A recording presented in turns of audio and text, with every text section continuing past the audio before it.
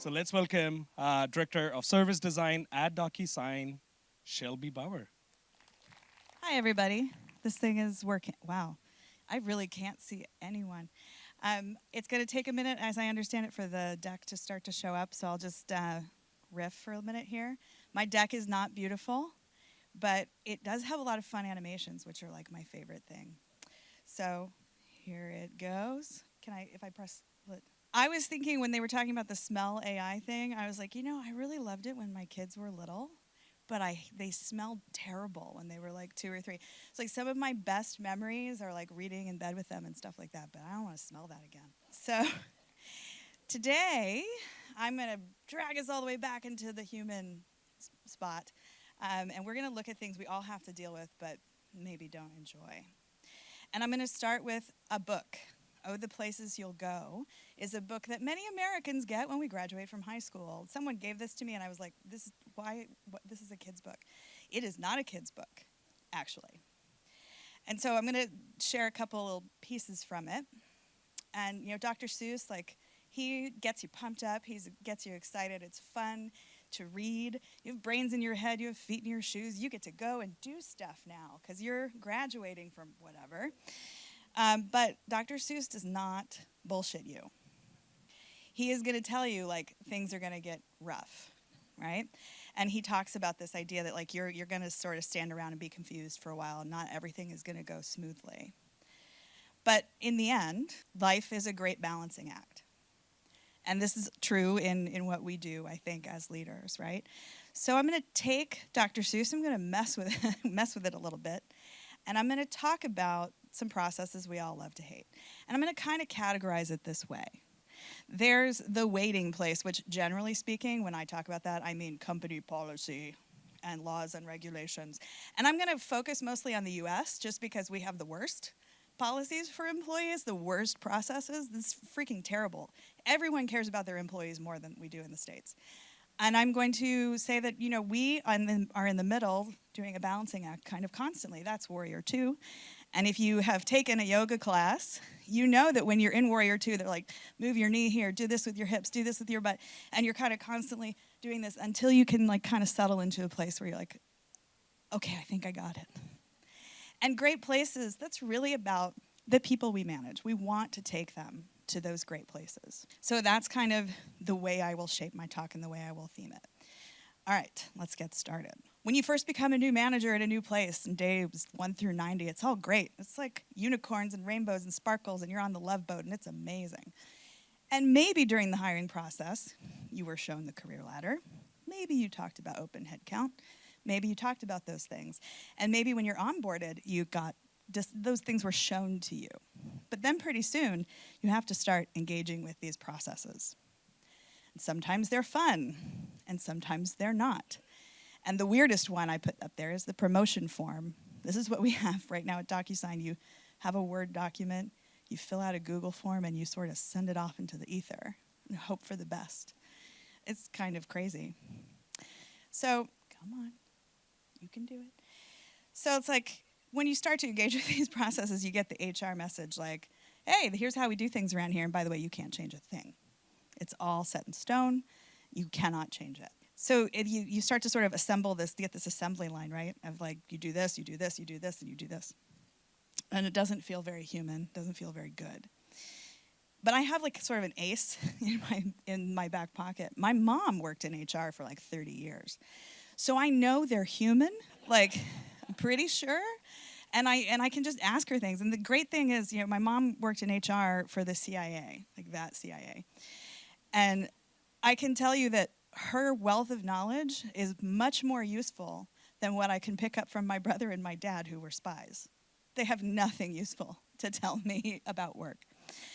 And because I'm a designer, a service designer, you will see that line of visibility, right? So I wanted to sort of dig a little deeper into why these things are the way they are. Shockingly, or perhaps unshockingly, HR processes, names for things, they haven't actually changed. They've added some new layers, but it's still like human resources and weird stuff like that. But underneath each of these processes is a metric. And they are tied to things that HR cannot do by themselves. They need you, and you kind of need them. Time to hire is all about how long does it take from the time a job is posted to the time an offer is accepted. ESAT is employee satisfaction, right? So it is tied into the ability to set good goals. Retention, huge. If you can touch and affect retention, HR will love you all day long. And promotion ratios, usually HR is incentivized to like keep salaries down and do all those things, good, financially smart things. But if no one gets promoted, that's no good either. So that is actually a thing for them in terms of the parts of the business that they are managing. So I'm going to talk today about how to work with those metrics and have an impact on them and sort of get your way, basically. So when I started DocuSign, which is what I'm going to talk about the most because I've been able to have the most impact there, I did what we all do. I tried the little moves, right? I went through all of these processes at least once and was like, hell no, I'm not doing it like that again. And so I would do things like block time on my calendar for application reviews. I would make checklists for the interview folks so that we didn't have weird interview things happen, like the time an engineer gave a designer a design test in an interview. I guess they just didn't know what to ask about, so they're like, here's a test. And I was like, no. And I also did this thing where I joined what we called the Talent Guild at DocuSign, which at the time we had the Spotify Guild thing that we imitated, where there were things that the practice needed, but we didn't actually have people to do. So you would volunteer to do these things. And I volunteered to take over the Talent Guild, which everybody gets really excited about when they first get hired until they find out it's about the career ladder. And then everybody's like, no thanks, I'm good. And so what I did in joining that Talent Guild was I started to make things a little bit better. That's Amy Cook up there in a picture with me. She's our talent acquisition leader. There was wine. No one got COVID that trip, but we are very close, and she trusted me. And I started to build that trusting relationship with her so that I could get sort of leeway to do other things. I didn't know I was doing this at the time. I just was like, hey, I'd like to try this. How about this? How about this? And the whole time, the career ladder's like, I'm still here. And I kept thinking, if I could just do that in the career ladder, if I could just make the career ladder a little bit better, if I could just, and I was like, oh, it's such a pain in the ass. I really don't want to do it. Like, ugh. And then I was like, no. One day I was like, no, it's got to be done. And the truth is, it is the actual star of the show. And when you do it well and do it right, it really bears a lot of fruit. But I have never met a career ladder I didn't want to change when I first saw it, and this was no exception. Your average career ladder has a bunch of rows of things that are called competencies, and sometimes people throw skills in there, and it is almost always in the worst spreadsheet imaginable. Spreadsheets are not for words. I just keep trying to tell people it's for numbers. And sorting and filtering, it's not for paragraphs of things. But anyway, I want to spend just a second delineating between competency and skill. A competency in HR world is a big old skill, like communication and collaboration. They are big words, and there's a lot in there. So a lot of the times, the more generic career ladders you'll see will have some pretty big categories. A skill, the way that I think about it and the way I have started to use them, is more finite, concrete. You can get better and worse at a very specific set of things over time if you choose to. So that's how they're kind of set up. And so I looked at our current career ladder, which had 21 competencies, which is just way too many. And it was mixed with skills. It was mixed with like deliverables were in there somewhere. And like, it was kind of a mess. So I was like, all right, I'm going to see what happens if I strip out all the skills and I pull them into the competencies when they need to be. I'm going to see how far I can get. And this is kind of how I thought about it as I got started. The first thing is don't make it worse. All those company metrics. Don't make hiring take longer. That's not going to work, right?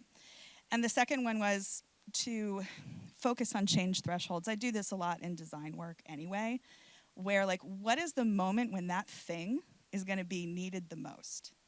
So you need your career ladder when you're looking at a promotion nomination, trying to write one. You need a career ladder. You're going to use it, hopefully, to help you make hiring decisions. And you're going to use it to set clear markers of growth for your people. And so that's kind of what I focused on. The other principle I use a ton is called psychological distance. It actually comes out of behavioral economics. And these two principles are used a lot to talk about retirement planning. How clear is your vision for where you want to be? And how much control do you feel like you have over it? And what I'm trying to do in all of these things is think about how can I help people get really clear on what they want and feel like they are in the driver's seat of their own career, but also supported. So the other last thing to think about is ambiguity. We deal with so much ambiguity, especially if you work in corporate, that people really don't want it in their career ladders. I always thought, oh, people want like wiggle room and they want room for interpretation. They do not. They really don't. And the less ambiguous you are, the better off you're going to be. It's hard to get to that place because you have to think about so many factors and variables. But the more you can think about removing ambiguity for people, the better off you're going to be when you're looking at things like this. So what did I do? I got us down to the DocuSign, whatever 10 things there are there, and I got everything in, and I looked at that, stepped back, and I was like, that's beautiful. It is shorter. It is edited. It is not ambiguous. And then I was like, but shit, Shelby, you just lost all the skills. They're gone, and we need those. We hire for skills, right? We talk about concrete skills and advancing in them. So I was like, well, how bad can it be, really? Like, how many skills are there really? So I ended up with a list of like 150. And then I put them into their sort of in domains, essentially. And then I thought, okay, but people get better at skills over time. Sometimes they leave them behind. Sometimes they want to specialize. Sometimes people want to move into ops. Things like that happen. So I need to be able to talk about levels of practice. 10 years before, I had found an academic paper on the internet, and I can't find it again. It's one of those like weird fuzzy PDFs from a book, and it's a design education text, and it talks about levels of mastery in a skill. And I have used it ever since. It is pretty flawless. And then I tagged all of it to our actual IC levels. And you'll see me fluctuate between 6 and 7 in this because I'm trying to argue for a level 7 in our IC ladder because we're supposed to be on par with engineering, so we need another level. It also gives people who want that level 6 something to think about. Now, before I go any further, I'm going to give examples because this is kind of abstract. Competency, communicating. So first I define what it is. I say what growth looks like, and then what you're looking at is the mid-level P3 IC, meaning like a straight-up mid-level designer, what we expect from them in this competency. For skills, just to give you an idea of how I worked on it and thought about it, list them out, actually describe what it means to use that skill at work, and then sample deliverables. A skill is not a deliverable, and vice versa. And I just gave you a couple of categories to give some examples. Levels of expertise, I went more into detail for people so that they understood what I meant when I talked about mastery, leading, or teaching. It's really important, and it has worked out really well. Okay, so now, that was a whole bunch of text, and I have been told that designers hate to read many times. So I was like, okay, let's see if we can make this a little bit better, because it's just too much to say I need to be this good at 11 things that are enormous. And then you're going to tell me I need to be all up to date on all my skills. So I looked across the levels, and I started thinking about what would you need to prioritize. If you were going to make each level distinct and different, if you were going to help people stretch into the next level, you need to have some prioritization of these competencies so that people know what to focus on and what to get better at, and where to stretch and where to leap, right? And as a manager, you need to know that too, because otherwise it's just a free-for-all. So this is what it looks like for us. You know, I tried to stay with 3 in the lower levels And then I got more demanding as time went on, because a lot of the people who are at that level 5, level 6 have like 15 years of experience. You can probably expect a little more. I did the same thing with skills. So, what level do we want skills to be practiced at? Which skill sets are important in each different category? And you can kind of pick an assortment of skills. You don't have to be a master of every single thing that sits in systems thinking or service design. That's not possible, but you can choose skills to get better and grow in. So this looks a little bit like this. Again, as you grow and as you get promoted more and more and more is expected. This is what it looks like for a designer. Research and operations would kind of look like the polar opposite, actually. Okay, in actual use. All right, I have 4 minutes to go. Yes, doing it. All of that sounds great in theory, but like what happened when I really put it to use in our PX practice? Now, again, I had built up enough trust with HR that I could do these things over time. Like I just thought, hey, I wanted to try this. Is this going to be okay? Hey, I was thinking about adding a skill thing. Is that going to be okay? And everybody was like, yeah, that's fine. Because they trusted me already. Now, at our company level, this is what it means to have a core competency. It is weird. It's weird language, but it does reflect the organization's values, which is important because you need to be able to have that conversation. And for me as a leader, I can talk about very clearly and without ambiguity what good looks like. I have objective criteria, even for like the mushy culture one, right? That one is like the catch-all for weirdness. And it gets like, it's like one sentence all the way across most career ladders. It can be more than that. And also leveling for hiring, which I will talk a little bit more about. It's very important to be able to do that well. And for your people, the competency piece of it, they can see what it means to be a better collaborator at a larger scale with more groups of people. They can see all of these things building over time. They can prioritize what they focus on. You can help them do that. And you can have promotion conversations that are like 2 or 3 levels past where they are today. So you can have those conversations with something like this that is clear and unambiguous. And also, promotion ratios, anyone? You can get people better prepared, which is like our job, right? The skills is where it really blows up. You have so much shit you can put in Workday with the skills. It's amazing. HR is thrilled when you fill out Workday stuff. But you can also use it to build hiring plans, like really thoughtful hiring plans. You can use it to write your JDs, obviously. Candidate evaluation, am I seeing this skill at this level and this skill at this level? You can start to think a little bit more clearly about those things. And instead of interviewing your way to what you need, right, which is a waste of everyone's time. Interview prep is another piece of it, right? So you can provide guides, you can get people sort of in line with the interview process so that it doesn't, again, go off the charts, or someone doesn't like bomb your candidate at the very last possible minute, because you can say, hey, no, we want this skill at this level, not the other way around. So it helps give people reasonable expectations. For you as a manager or as a VP, the skills are something you can own. You can change them. You can add things that are going to be important in the coming year. You can take things away that are no longer important. And HR isn't going to say a word because it's not part of their system. It's your system. And you can see focus areas as a leader. You can deprioritize other things. And that helps, again, with focus. It helps with flexibility. It helps everyone grow. And the last thing I'll say is that it gives your folks control. It shows them what their options are. They can really tag all this stuff to very concrete wins, right? So I advanced in my skill of problem framing in a sustainable and sustained way over the course of 6 months by doing these workshops or by helping the team align this way. You can really actually start to tie it to stories. And that gets to retention. The last thing I'll say is org values, right? So nobody really has the long-term career conversation anymore because we all move so much. I think that's probably going to change given the environment. So you want to be able to say, this is what the organization values, and long-term, is this a good fit? It's okay to have that conversation. So I want to talk a little bit about what this looks like again in practice. We're about to hire a mid-level designer. This is what we want them focused on. This is what we want them specializing in. This is what we kind of think is nice to have. This is a little abstract, so let me get more concrete.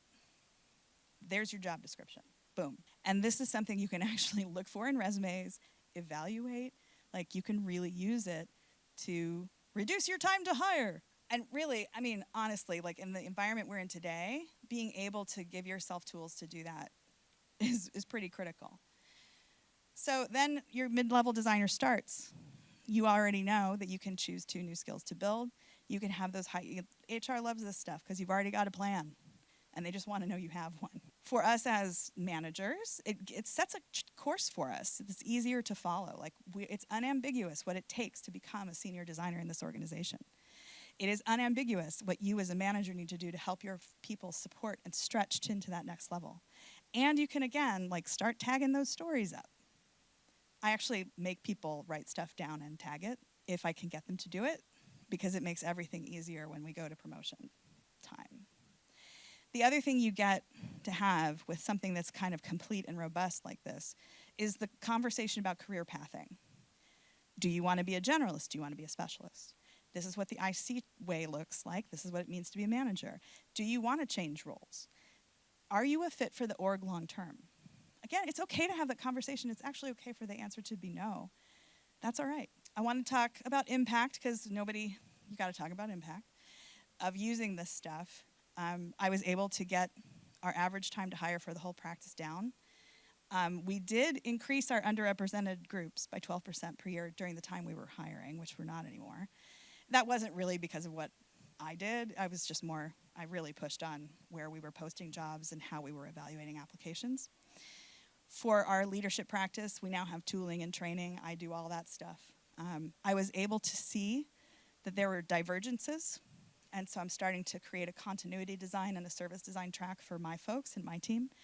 And now they are trusting me to redesign the promotion process, which was kind of like the goal, the thing I really wanted, because it's just sad and hard and bad. I also was able to move 2 designers into ops. I've helped 2 designers become managers. And in my time at DocuSign, I've promoted 17 of the 27 people I have managed, which is pretty good as a ratio. Yeah, that's like my favorite thing. I get to promote people. And that's it. Lightning round. There's a few things that didn't quite fit. I have 2 minutes. I'm going to do it. All right. Skills assessments. You're going to look at this and be like, oh, that's easy. You could do a skills. Don't do it. Don't do it. It's not going to do what you think. Unless you have like 1,000 people and you really need to like portion them out into different projects, like the big organizations we've heard about, then it's probably okay, but they're not objective, and people think you're going to stack rank them.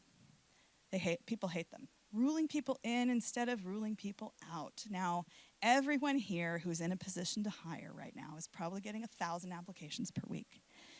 And yes, it makes your job a little harder to spend a little more time ruling people in instead of ruling people out. But I think it's more fair, and I think it reduces bias when you have to seriously consider everyone who applies. And yeah, you're going to have more of those hiring manager screens, but you're probably going to do a better job with the hire too, because you're opening the doors instead of closing them on people. And in this environment, we all might be in that boat of wanting someone to take our application seriously. And if you are someone who has come up with this amazing system to just rule people out, you are not doing the right thing right now. It could be you next. We all know that. The promotion process, it should be transparent, and it has to be way before I hit submit on that stupid form I hate. You know, you should be talking to the people who are going to bomb your promo, right? Like, I go to the VP and I say, hey, I have someone I want to promote to lead. Is there something you need to see? Is there stuff you're not seeing? Because what you really don't want to do is get in a conversation where it's like, I just don't feel like they're a lead. And you're like, no, no, no. And then you have to go back to your person and say, try to figure out how to message that, right? You can't, because it's terrible. Help yourself. Involve more people. I have senior designers and lead designers evaluating applications too. It's one of the ways you learn whether or not you want to be a manager, actually. Is this fun? I don't know. Someone told me I had to say this, another friend of mine. She was like, no, you got to talk about the gatekeeping thing. And I was like, the what? And she said the way that some organizations use the ladder to keep people down a level instead of moving. And I was like, but that's not what ladders are for. And she was like, well, some people. So if you are in an organization where people are like, well, we really want to keep the balance of people like in this P3, we don't really want to promote people to senior, that's a shady thing, and you should push back. Finally, share your ladders with people. It is not going to do you any good to hire someone in at a mid-level designer when they arguably are a senior, because what's going to happen is they're going to come in and they're going to look around at the people who are at their level. They're going to look at that career ladder and they're going to be like, what the hell? And they'll either leave really quickly or demand a promotion too soon. Like all these things, it's not going to go well for you. So just share it and have the conversation with anyone who's interested, and sometimes with people who are not. And that's it, I'm at 0. I don't know how long I've been at 0. And I'm just gonna end with some Dr. Seuss, Kid, You'll Move Mountains. And if there's anything that you take from this talk, you don't have to do what I said, you don't have to do any of it, but just know that all of these things can change, and you are able to change them. Thank you. Thank you.